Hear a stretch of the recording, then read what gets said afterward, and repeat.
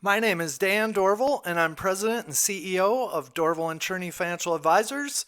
I am an independent certified financial planner and author of my book, Financial Success for the Rest of Us, Reality-Based Financial Planning for Mainstream America. Hi, my name is Leah Woodley. I'm an associate financial advisor with Dorval and Cherney Financial Advisors. Our conversations discuss what it means to do quality of life planning in all areas of your life.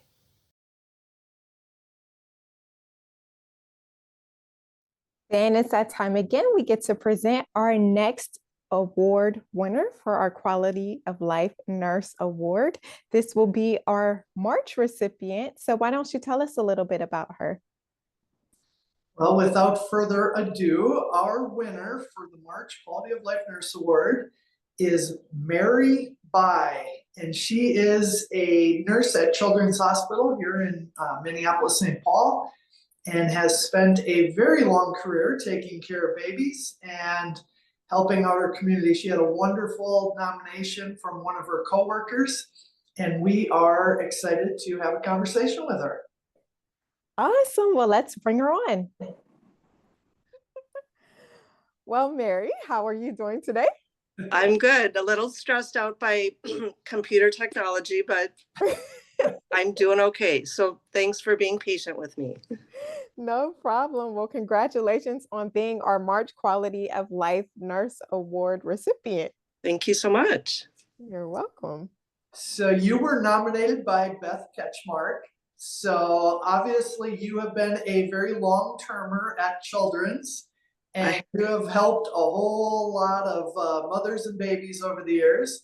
So why don't you just give us a little bit of your background and talk a little bit about that experience that you've had over a very long career as a nurse?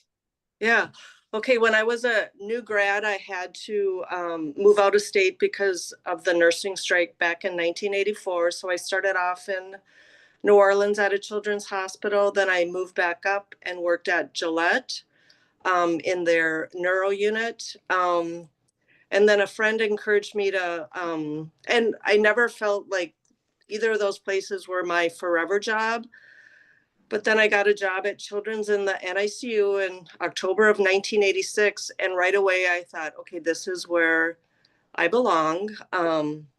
It was a very scary place to work. And when I was brand new back there, I thought, oh, I'm never, ever going to be able to take care of these tiny, sick little babies. It's so scary. But, 38 years later, I'm doing it, and I'm helping out all the other new grads and new nurses that are starting, and kind of empowering them and mentoring them, and making them feel comfortable, and that I'm a safe person to come to, for help. And then I look back at all the babies that I've taken care of over the years. I've kept in contact with a lot of families, and I get Christmas cards. I've gone to high school graduations and thinking of these fragile, sick babies that I've, taken care of, and helping the families get through this emotional and up and down journey of the NICU. And it's just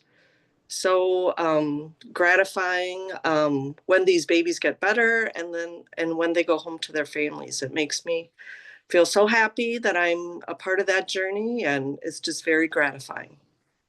Well, your nomination was an excellent one, and we certainly want to celebrate your long career of helping all those babies. Why don't you talk a little bit about just how maybe things have changed over 38 years of working as a nurse? The big one is, the technology has gotten so much better, and we've been able to save, more babies. And we have a follow-up clinic, and I always tell the families, we're always learning by, what we're doing, and we're always trying to change to improve these babies' outcomes. So yeah, the technology is the biggest part. All the ventilators and medicine, the ECMO, all the technology that years ago these babies wouldn't have had a chance of surviving. And now it's like, no, this baby does have a chance, and I think we can get this baby to survive and go home with his family.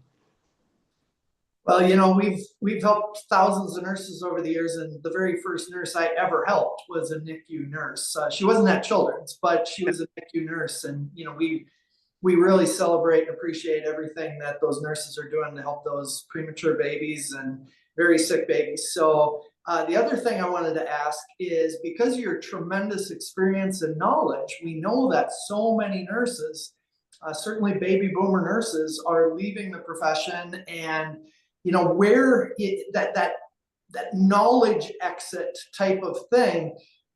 How do you think we are as far as the new nurses and losing so much of that experience from nurses like yourself?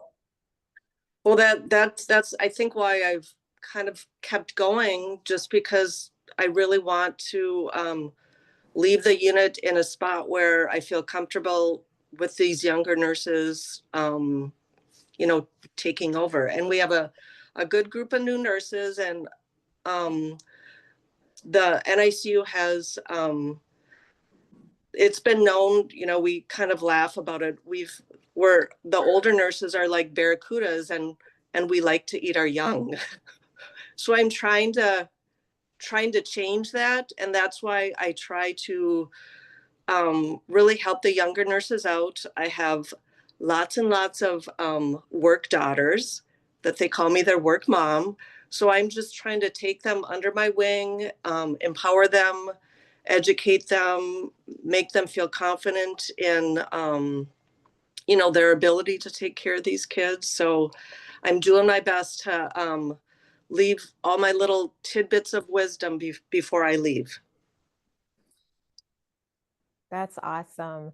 Well, if there's one piece of advice you can share with other nurses about improving the quality of life of others, what would it be? And okay. And okay. Improving the quality of life of others, like your other coworkers, or It could be coworkers, patients. okay. Well, as far as the patients, the families, I tell them I feel bad that this was never their plan to have a baby in the NICU. Their plan was to take the baby home and, provide all the care to their baby. And then all of a sudden they got thrust into this environment. All these strangers are taking care of their baby and doing everything for their baby.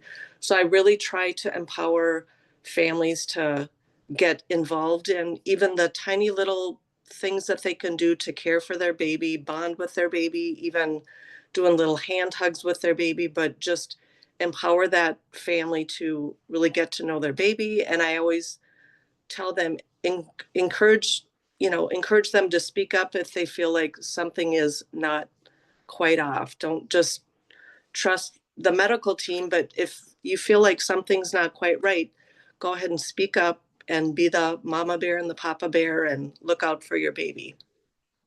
So I think they really appreciate that I really get them involved in, caring for their baby. So they feel like they are the mom and the dad, and just to celebrate too, that it's a celebration that their baby is born, even though their baby is critically ill. I just want them to celebrate, wow, congratulations on your new baby girl or new baby boy. As far as coworkers, if I know that someone is really having a hard day with a really sick patient, I really try to check in with them, make sure you're taking care of yourself. When you leave, get some fresh air and get some exercise, and, try to take care of yourself too. Try Yeah, to that's leave true. work behind. Absolutely. That's very important. Well, thank you so much once again for taking the time to meet with Oh, yeah. us. We congratulate you on your long career and all Thank the you so things that much. you have done to improve the life of your patients and your coworkers. And we will be sending you out a $500 check. Oh, So thank you very be on much. the lookout for that. Okay. Well, thank you. I really appreciate it. Yes. You completely exemplify the spirit of exactly why we are acknowledging the improvements of quality of life that nurses are making every day, whether it's with your coworkers, your patients, your community. So we very much appreciate everything that you do. Okay, well, thank you. I really appreciate this. This makes me feel good. So thank you.